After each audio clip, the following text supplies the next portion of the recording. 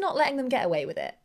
Who is not letting them get away with it? Let's unpack this idea of women couldn't have gotten away with doing what Justin Bieber did, because there's something in here, but I think it's getting a little distorted. If you're asking me if a female pop star could have done his exact performance, I would say no one could. Not because he's uniquely talented, but because he successfully made a piece of performance art that only makes sense in his hands.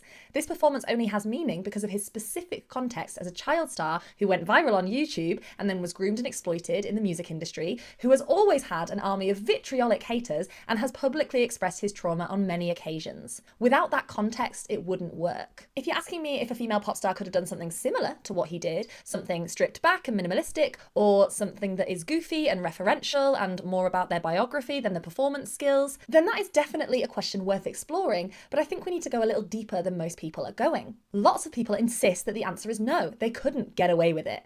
If that's the case, who is not letting them get away with it? Who is not letting them get away with it? It's interesting that the people who are insisting that Sabrina Carpenter wouldn't have gotten away with it seem to be the people who themselves wouldn't let her get away with it. So which is it? Are they making a feminist point, or are they doubling down on their own misogyny? Why is it that the fandoms of female pop stars feel so strongly about what can come across as quite draconian rules and standards? Why is it framed as morally righteous to insist that everyone in pop should meet these standards in every single performance and that they are not allowed to break the rules? Now that's all assuming that this is true, that the answer is no, female pop stars couldn't get away with something like this. But is that true? I certainly think it's true that we are less likely to see it, but I don't think that necessarily means that they couldn't get away with it. I actually think the narrative of I can't do that or you can't do that is pervasive enough around these women that it doesn't occur to them that maybe they could get away with it.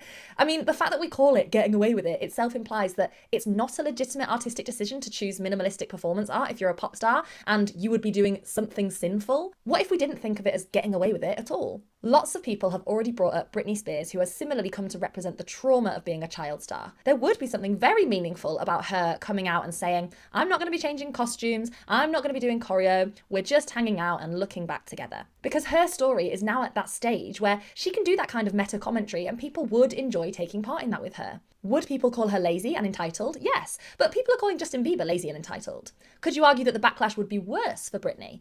Maybe, but I think you could also argue that the reverence would be on a much bigger scale as well. I think people would be falling to their knees if she came out and sat on a stool and duetted with a YouTube video of Lucky. So I think yes, she could get away with it. Do I think she would do it? Do I think she would believe that she could do it? That I'm not sure of. And so you have to ask yourself, in this particular instance, are you interested in creating a world where women could? Or would you rather insist that if women can't, men shouldn't?